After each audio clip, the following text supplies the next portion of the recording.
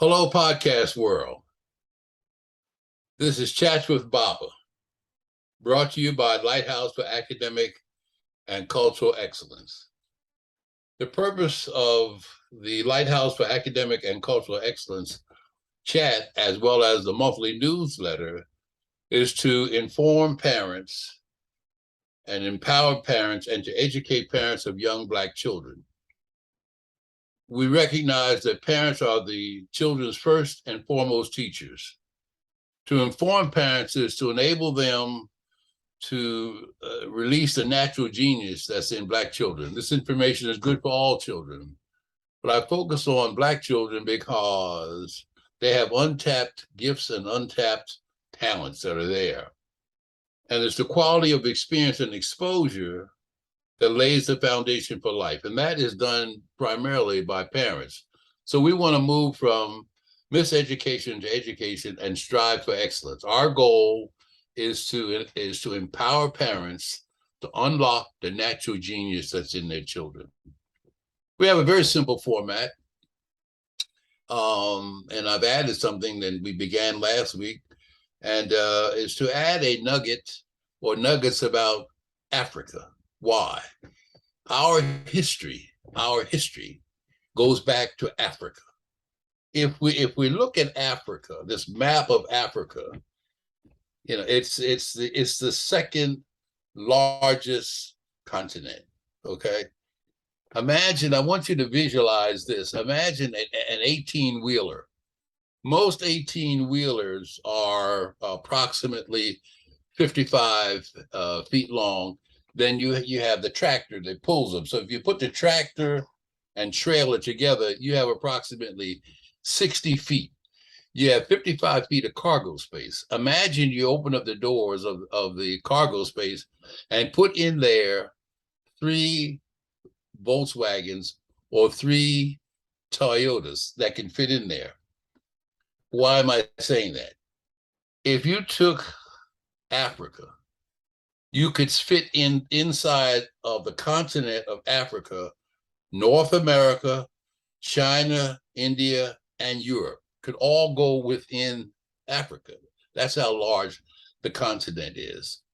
And so it also is, it's the second most populated continent, 1.4 billion people. I don't want to make this a lecture, I just want to point out a couple of things. If you look up at the northeast corner, you see Egypt located in Africa. There are those who try to say that Egypt is not in Africa. It is clearly in the northeast corner of Africa. Okay, so that's kind of where we started last week with nugget 1. And if you understand a nugget as a mineral, it's a small piece of gold. So I'm going to be sharing with you in our weekly podcast nuggets about Africa. So I've given you a sort of an overview of where we started. So let's go to nugget 2.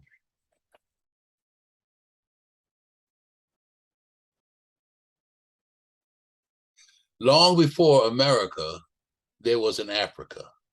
Okay, long before America, there was an Africa. And within Africa, there were established civilizations. And when we think about civilizations, as spelled out here, it's a civilization is a human organization with a government like we have in Atlanta, a mayor, a city council, and so forth and so on. It has buildings, food production, and other civil systems, such as schools, churches, and other institutions that make up the civilization. So the point is, long before America, there was civilizations in Africa. The next slide, please. And so I want to talk about a little bit about one group of people. One of the early African people were the Sumerians. And these Sumerians lived about 3,500 years BC. Remember, America wasn't so-called, as they say, discovered until 1492. Long before that, there were natives, Americans as we've known them, living there. But anyhow, what we're talking about is this one particular civilization known as the Sumerians. And these Sumerians were skilled builders and artists. Okay, so they had lots of technical skills, lots of smarts about math and science. They had an alphabet and they knew how to write. They had developed a written language. And these folks studied math and science thousands of years before America. Why am I saying this? Parents, it's important that we inform our children about their ancestral connection all the way back to Africa. You may not be able to pinpoint the exact connection, but in terms of our ancestry, this is the backdrop of civilizations long before America existed. Why is that important? It's important that they connect. Where did we come from? What is our origin? And where can we trace it back to? What parts of Africa? That's another topic that we'll get into at some other point. But here again, one of the civilizations were the Sumerians, 3,500 years before Christ. Skilled builders and artists. So that means they had a knowledge. They were smart. They studied mathematics and science and the astronomy. So again, these are just some little nuggets about Africa so that our children, as we are informing them, we can inform them with facts and supportive information about our ancestral connection. So we have here just a little background, and you can see they were skillful in using the wheel. Think about the wheel and all the things scientifically that have been discovered in terms of the use of the wheel. They made vehicles for farming. And part of use of the wheel was moving goods for trade, okay? And they were able to defend themselves against enemies who tried to infiltrate where they live. So again, this is just a backdrop of some information about Africa. And it's not the community that some people try to paint it as from a negative perspective. Lots of history to Africa. Civilizations went to Africa to look at the whole socialization process there. So we have Nuggets 1 and Nuggets 2. Today, we want to continue our chat on early literacy. And I'm saying that, as I've said in the early chats, that our goal is to lay a solid foundation as young children are developing.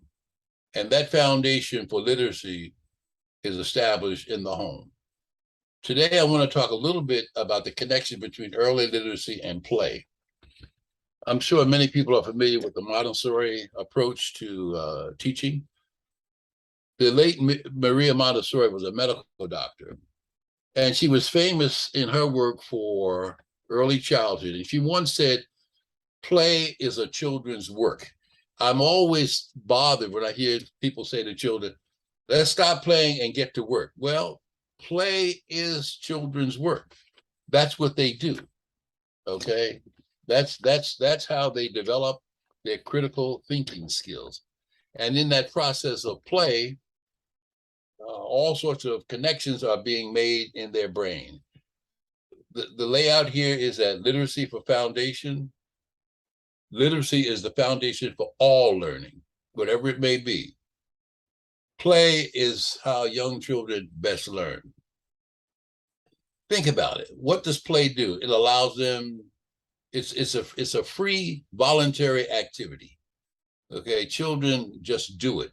And in the process of playing, they play through discovery, and in the process of problem solving, they do it through trial and error.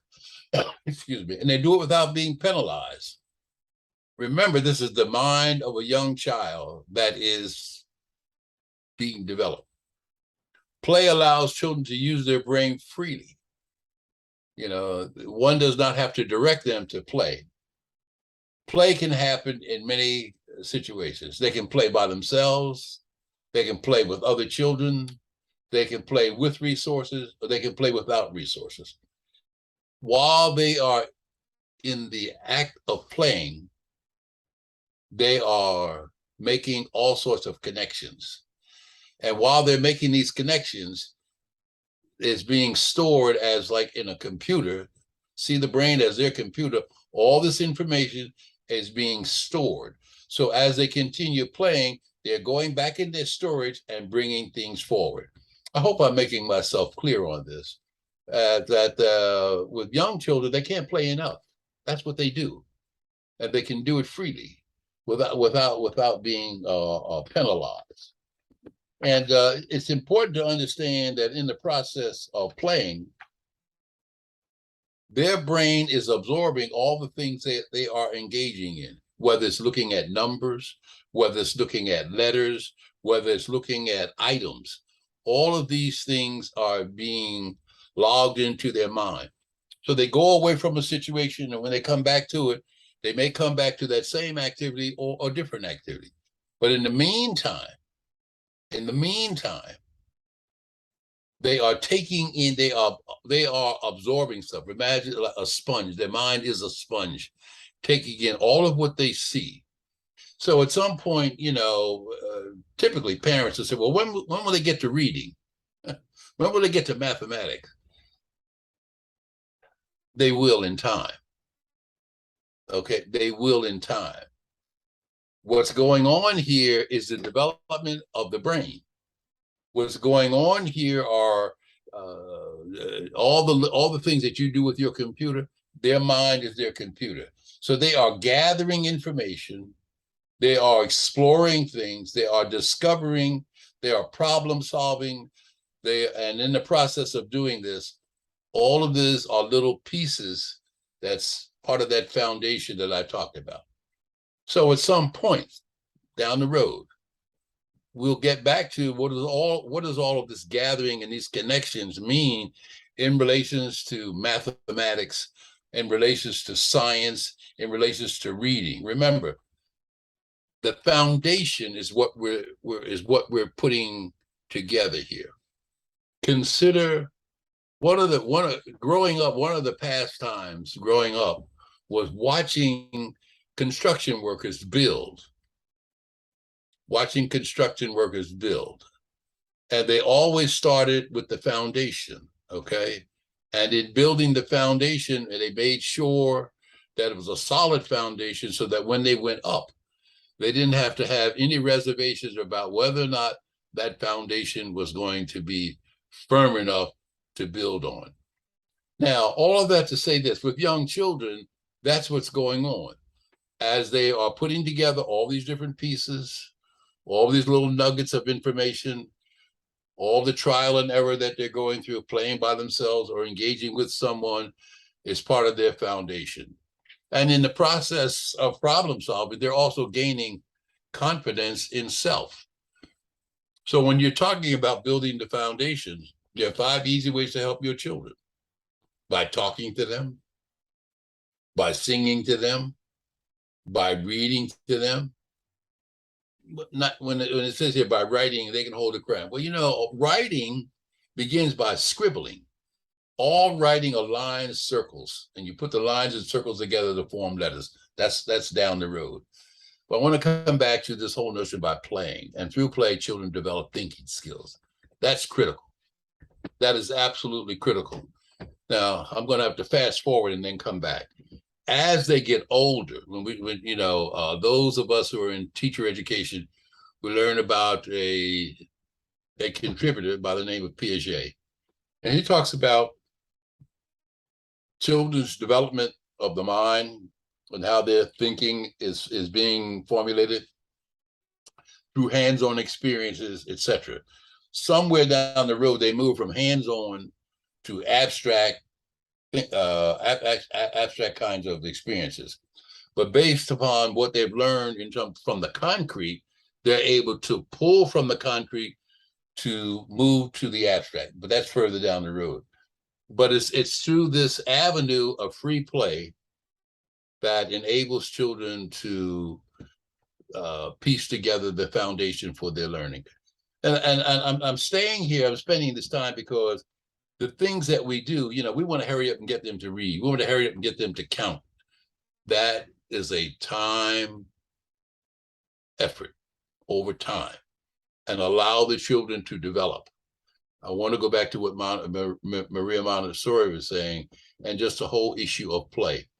The American Academy of Pediatrics talked about what we've done is to raise a couple of generations of children that really don't know how to play. Okay, somehow we want to get them, we want to get on with the learning process, but you can't learn and develop the critical thinking skills without having opportunities to put together the bricks to build the foundation. And I think that is critical. Last week, one of the things we had was the word of the day. And that word, if you will, was to affirm. Okay, if you can see this, it says affirmation.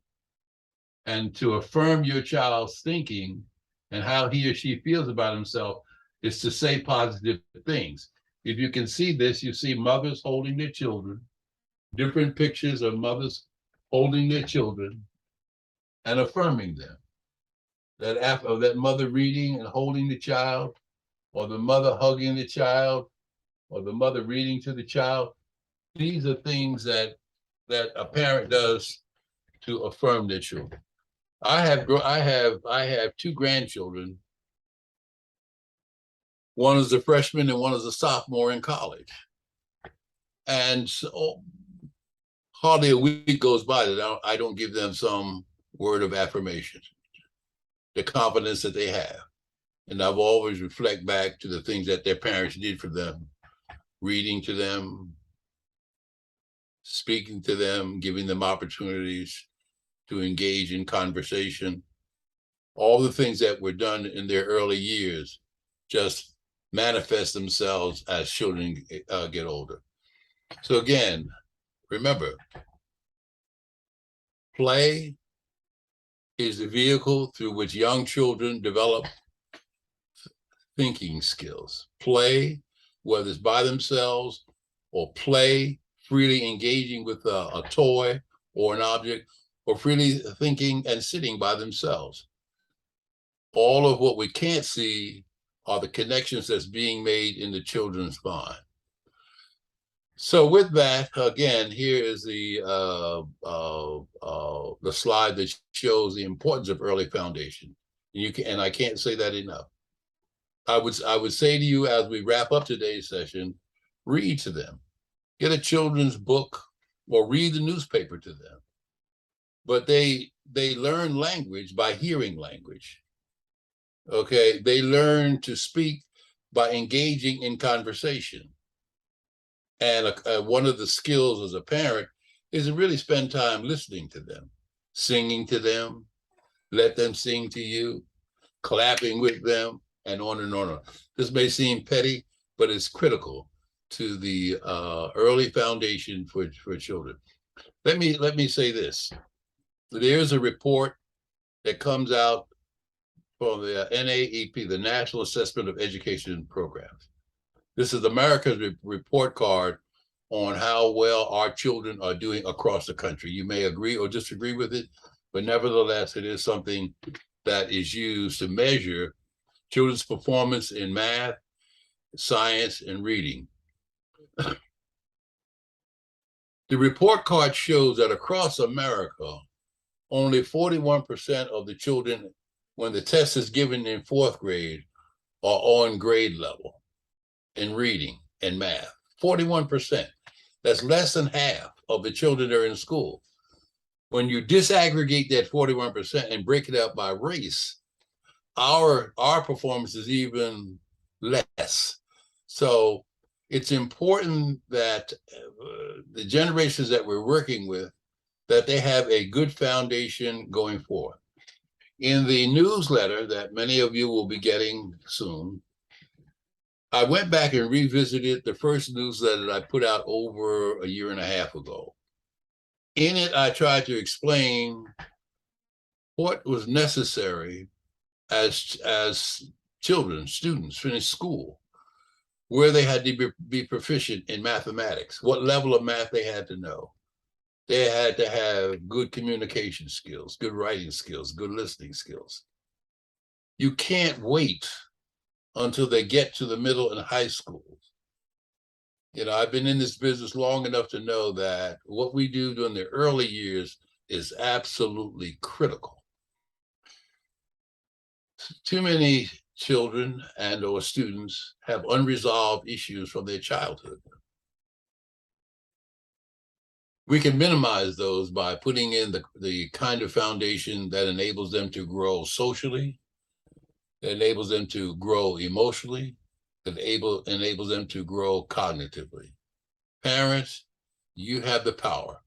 As my friend, the late renowned scholar, Asa G. Hilliard said, unlock the natural genius in our children. So with that, we will wrap up this evening's Chat with Baba. I want to thank my technician, Diamond Mayo, who enables me to bring this to you through her prowess in the application of technology.